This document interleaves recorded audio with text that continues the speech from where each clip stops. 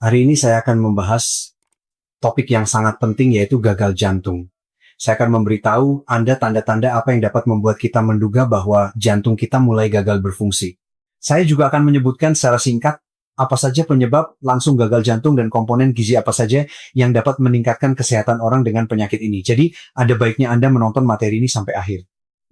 Saya rasa episode saluran sehat itu menyenangkan ini tidak hanya patut ditonton oleh mereka yang sudah memiliki masalah peredaran darah, tetapi juga orang yang sehat. Dan ini karena informasi yang diberikan dalam materi ini dapat diperlakukan sebagai elemen pencegahan kesehatan dalam rangka merawat jantung kita. Maksud saya di sini adalah ada baiknya untuk menangkap gejala-gejala yang mengkhawatirkan sejak dini agar dapat melakukan berbagai metode pada tahap awal yang akan mencegah kesehatan memburuk lebih lanjut.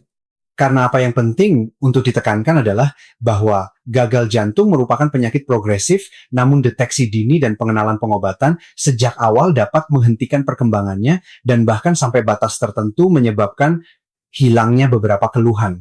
Mari kita mulai dengan apa yang harus kita pahami dari istilah gagal jantung. Nah, seperti yang mungkin sudah banyak dari Anda duga, ini adalah suatu kondisi di mana jantung tidak mampu memompa darah dengan baik ke sel jaringan dan organ di dalam tubuh kita. Hal ini menyebabkan jumlah darah yang memadai tidak mencapai organ-organ tersebut dan bersamanya jumlah oksigen serta nutrisi tidak mencukupi. Tentu saja ini memiliki konsekuensi kesehatan yang serius yang bermanifestasi dalam banyak keluhan medis yang akan saya bicarakan lebih luas sebentar lagi. Kita dapat menyebutkan banyak penyebab gagal jantung yang berbeda. Ini mencakup segala macam faktor yang menyebabkan bilik jantung kita terisi dengan cara yang tidak tepat dan yang mengganggu pemompaan jantung ke berbagai bagian tubuh kita. Salah satu penyebab utama jantung kita gagal adalah penyakit jantung iskemik yang pada gilirannya berkembang akibat serangan jantung atau infak miokard. Faktor predisposisi penting lainnya untuk terjadinya gagal jantung juga adalah hipertensi yang tidak teratur, yaitu tidak diobati sama sekali atau tidak diobati secara memadai. Cacat katup jantung, kardiomiopati, miokarditis, dan perikarditis juga mengarah pada gagal jantung. Pada saat yang sama, perlu diketahui bahwa bukan hanya penyakit yang berhubungan langsung dengan sistem peredaran darah yang menyebabkan gagal jantung, kondisi yang tidak menguntungkan ini juga didorong oleh masalah kesehatan lainnya. Yang paling penting diantaranya termasuk diabetes yang tidak diobati dengan baik, hipertiroidisme, asma, atau sirosis hati tingkat lanjut. Perlu disadari bahwa beberapa kondisi memperburuk gagal jantung yang sudah ada. Di antaranya kita harus menyebutkan komplikasi dari pneumonia, memburuknya fungsi ginjal, serta sleep apnea henti napas saat tidur yang sangat sering kita remehkan. Sekaligus saya tambahkan, meskipun saya pikir banyak orang sudah mengetahuinya bahwa semakin tua kita semakin tinggi risiko kita terkena gagal jantung.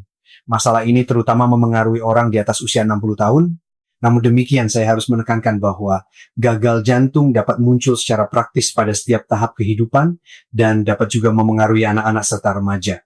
Jika sudah diketahui apa yang bisa menjadi penyebab berkembangnya gagal jantung, sekarang mari kita beralih ke pembahasan gejala yang kemunculannya dapat mengindikasikan bahwa masalah tersebut sayangnya juga memengaruhi kita.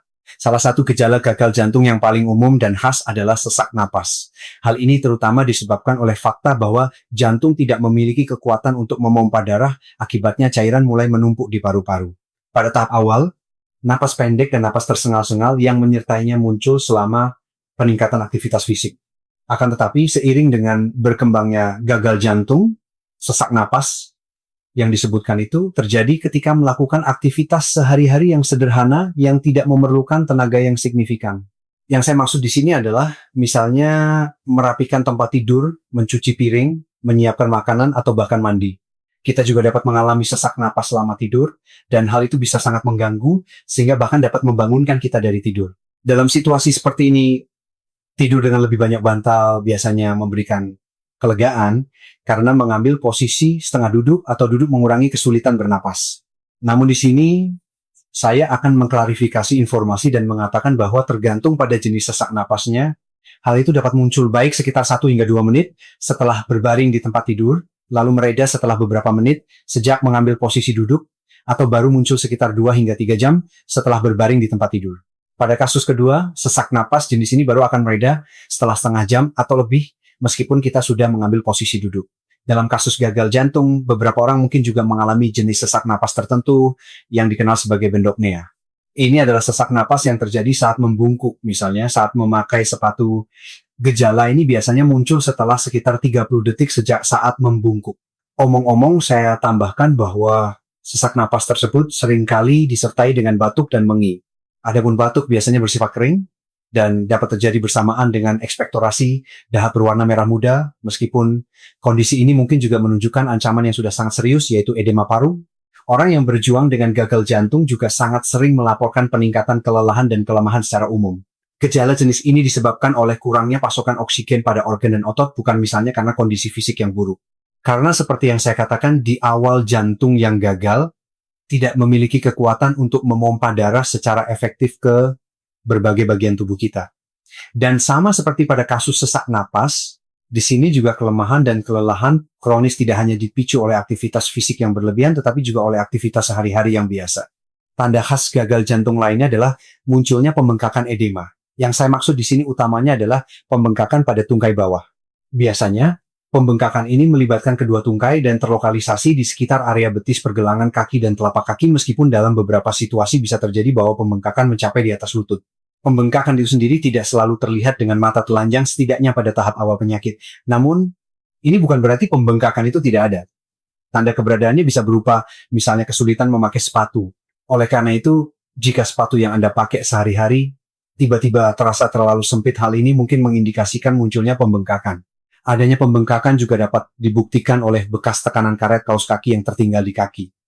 Pada titik ini saya akan menambahkan bahwa pembengkakan tersebut paling sering memburuk di malam hari dan biasanya berkurang setelah mengambil posisi berbaring. Saya juga harus menyebutkan bahwa pada orang yang terbaring lama di tempat tidur, pembengkakan juga dapat muncul di daerah panggul atau tulang lumbosakral. Anda mungkin bertanya-tanya mengapa pembengkakan terjadi selama gagal jantung. Nah, jika jantungnya lemah, ia akan memompa darah dengan daya yang kecil. Hal ini berarti bahwa ketika darah mencapai ekstremitas bawah dengan bantuan tambahan gravitasi, darah tidak memiliki momentum yang cukup untuk kembali ke jantung. Akibatnya, sebagian darinya mundur atau tertahan, yang persis merupakan penyebab langsung dari penumpukan cairan di dalam jaringan.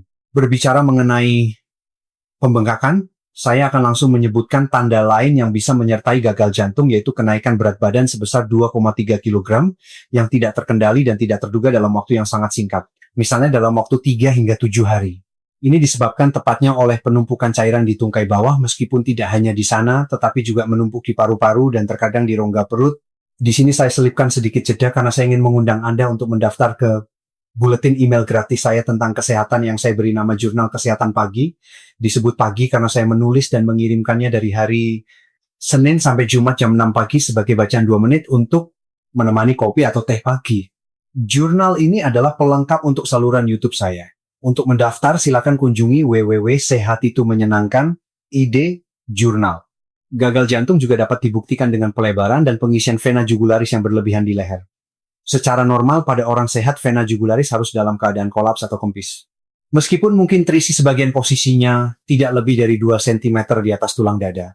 Namun dalam kasus orang dengan gagal jantung, vena jugularis seringkali terisi bahkan hingga ke rahang bawah, yang membuat garis luarnya terlihat menonjol tepat di bawah kulit dan dapat dirasakan dengan sentuhan.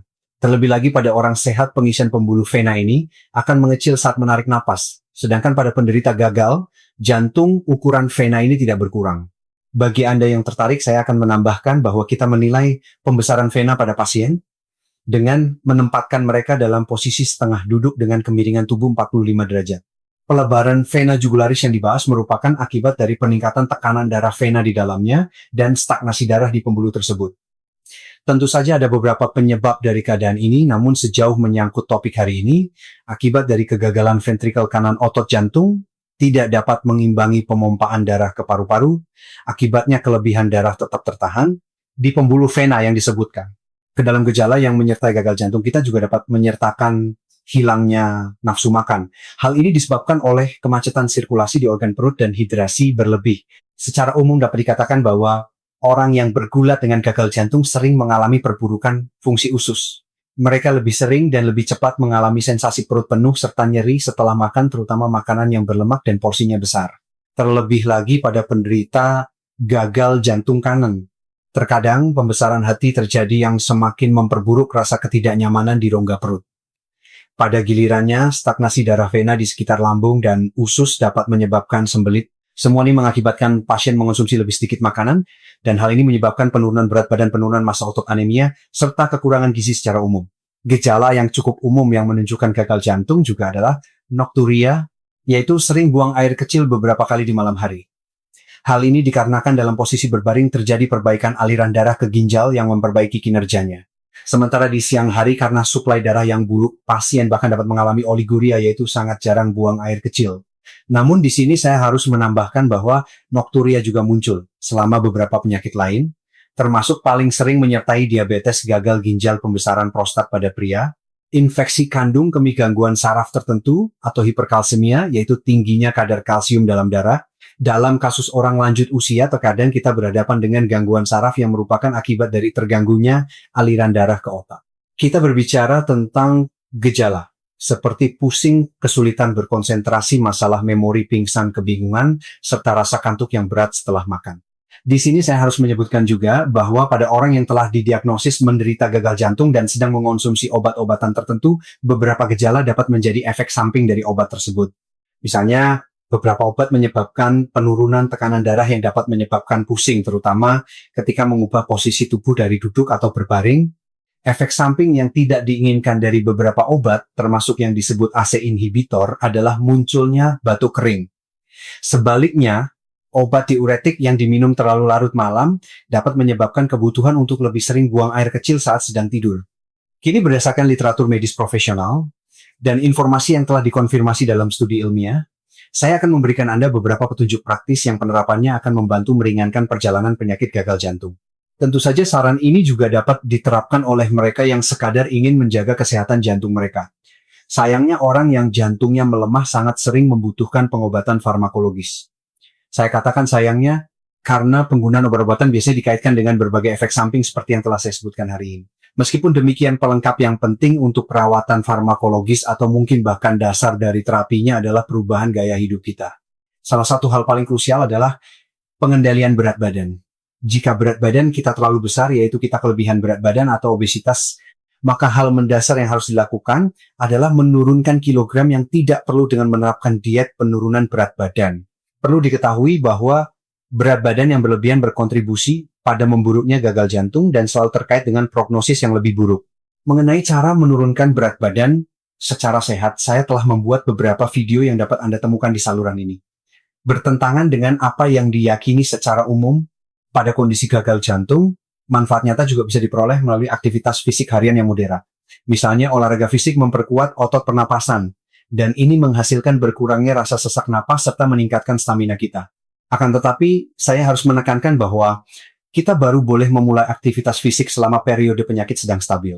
Namun jika terjadi perburukan penyakit, misalnya ketika sesak napas mengganggu kita, bahkan saat beristirahat atau selama aktivitas yang sangat ringan, maka Anda harus menghindari olahraga. Jika kita bergulat dengan gagal jantung, merupakan ide yang sangat baik untuk membatasi aktivitas perjalanan kita. Yang saya maksud di sini adalah menghindari pergi ke tempat-tempat yang terletak di dataran tinggi lebih dari 1.500 meter di atas permukaan laut. Saya juga tidak merekomendasikan untuk mengunjungi tempat-tempat dengan kelembapan tinggi dan suhu yang panas. Dan tentu saja sangat dianjurkan agar perjalanan kita tidak berlangsung terlalu lama, terutama jika selama perjalanan kita terjebak di posisi duduk tanpa bergerak selama berjam-jam. Tentu saja, sebagai aturan wajib saya hanya akan menyebutkan secara singkat bahwa dalam kasus gagal jantung, sangat penting untuk membatasi asupan alkohol dan berhenti merokok. Stimulan semacam ini mendorong penumpukan lemak di jantung, mengurangi kekuatan kontraksi otot jantung, dan juga dapat menyebabkan lonjakan tekanan darah mendadak. Selain itu, senyawa racun yang ada dalam asap tembakau akan mengurangi kadar oksigen di dalam darah yang membuat organ-organ kita semakin menderita karena kekurangan pasokan oksigen. Ketika berbicara mengenai pedoman nutrisi untuk gagal jantung kita, biasanya dianjurkan membatasi asupan garam. Argumen yang mendukung praktik tersebut adalah bahwa kelebihan garam atau lebih spesifiknya natrium mendorong pembengkakan otot bilik kiri jantung hipertrofi yang sangat berbahaya dan memperburuk fungsi ginjal. Terlebih lagi seperti yang telah saya sebutkan sebelumnya, orang dengan gagal jantung cenderung menahan air dan garam di dalam tubuh yang menyebabkan edema pembengkakan. Karena itu garam tampaknya menjadi bahan yang paling dihindari bagi penderita gagal jantung. Namun demikian, dalam literatur ilmiah terbaru kita akan menemukan semakin banyak bukti bahwa pembatasan garam yang terlampau ketat justru dapat membawa lebih banyak kerugian. Para ilmuwan menunjukkan bahwa asupan garam yang terlalu rendah secara paradoks dapat memperburuk gagal jantung. Jadi saya menyarankan agar kita hanya mengurangi asupan garam sedikit saja, terutama dengan cara menghindari camilan asin dan makanan yang sangat diproses seperti makanan kaleng sup instan, saus botolan keju olahan, kaldu penyedap atau daging olahan tertentu. Namun tidak perlu bersikap ekstrem, dan secara pribadi saya pikir kita masih bisa menggunakan garam dalam jumlah sedang untuk membumbui hidangan sehat yang kita siapkan sendiri di rumah. Sekarang saya ingin menyampaikan beberapa patah kata kepada Anda tentang komponen gizi spesifik yang menurut penelitian dapat meningkatkan kualitas hidup penderita gagal jantung. Salah satunya adalah tiamin atau vitamin B1. Para ahli percaya bahwa karena berbagai alasan yang tidak akan saya bahas hari ini, pasien dengan gagal jantung sangat rentan terhadap kekurangan vitamin ini. Di sisi lain, kekurangannya dapat memicu pembengkakan otot jantung, penurunan kemampuan kontraksi jantung, dan menjadi faktor pemicu timbulnya masalah irama jantung aritmia. Studi klinis telah menunjukkan bahwa penggunaan tiamin memperbaiki tekanan vena serta meningkatkan persentase darah yang dipompa oleh jantung fraksi ejeksi, hal yang sangat krusial bagi pasien gagal jantung. Terlebih lagi, vitamin B1 mengurangi tekanan saat jantung memompa afterload, sehingga meningkatkan jumlah darah yang masuk ke sirkulasi tubuh secara menguntungkan. Singkatnya, dapat dikatakan bahwa tiamin meningkatkan fungsi jantung. Sumber utama tiamin dalam menu makanan kita adalah bekatul bibit gandum produk roti dari gandum utuh polong-polongan seperti buncis dan kacang polong kacang-kacangan serta daging unggas tanpa lemak. Jika Anda ingin mencegah defisit dengan mengonsumsi suplemen tiamin tambahan, saya merekomendasikan dosis berkisar antara 10 hingga 20 mg per harinya. Komponen nutrisi berharga lainnya adalah koenzim Q10. Penelitian telah menunjukkan bahwa pasien gagal jantung yang mengonsumsi senyawa ini memiliki tingkat kematian 31% lebih rendah akibat penyakit tersebut dan juga mengalami perbaikan performa fisik yang nyata. Dosis yang dianjurkan berada di kisaran 100 mg diminum 2 atau 3 kali sehari. Jika kita berjuang dengan jantung yang lemah, sangat penting juga untuk memastikan bahwa tubuh kita memiliki kadar vitamin D yang memadai. Para ilmuwan telah mencatat bahwa kadar vitamin D yang rendah sangat terkait erat dengan risiko kematian yang lebih besar akibat gagal jantung. Bahkan dalam salah satu penelitian disimpulkan bahwa pasien dengan kekurangan vitamin D memiliki risiko gagal jantung yang bisa mencapai belasan kali lebih tinggi. Saya juga menemukan penelitian yang memvalidasi bahwa kita sangat perlu menjaga asupan asam lemak omega 3, di mana sumber makanan terbaiknya berasal dari ikan seperti ikan haring sarden, salmon liar makarel, atlantik, atau ikan forel pelangi. Para peneliti melaporkan bahwa omega 3 meningkatkan efisiensi kontraksi bilik kiri jantung. Lebih jauh lagi, pasien yang cukup memenuhi kebutuhan omega 3 mereka terbukti lebih jarang membutuhkan perawatan di rumah sakit akibat komplikasi gagal jantung. Jika ada di antara Anda yang tidak mengonsumsi ikan, berdasarkan hasil riset suplemen sebanyak 2 gram omega 3 setiap harinya terbukti efektif. Merujuk pada literatur medis, saya juga bisa mengonfirmasi khasiat luar biasa dari senyawa L-karnitin. Para penulis dari publikasi komprehensif memaparkan bahwa suplementasi L-karnitin berkaitan erat dengan peningkatan pada sejumlah parameter fungsi jantung bagi pasien yang organnya telah rusak. Yang saya maksud di sini adalah parameter seperti fraksi ejeksi ventrikel kiri, volume darah yang dipompa di tiap detakan, dan curah jantung keseluruhan. Efek positif yang saya jelaskan ini berhasil diamati pada pasien yang menerima dosis sekitar 2 hingga 3 gram L-karnitin per hari. Saya harap episode ini setidaknya mampu menarik perhatian Anda, dan di atas segalanya, saya berharap materi ini menyajikan panduan praktis agar Anda bisa mengamati tubuh Anda sendiri dalam mendeteksi ancaman gagal jantung, dan semoga Anda mempelajari hal baru tentang ragam gizi yang bisa memulihkan kondisi ini.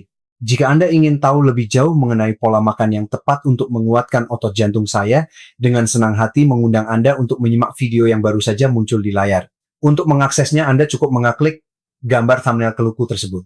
Dari saya untuk hari ini cukup sekian. Terima kasih atas perhatian Anda, dan sampai jumpa lagi di episode berikutnya.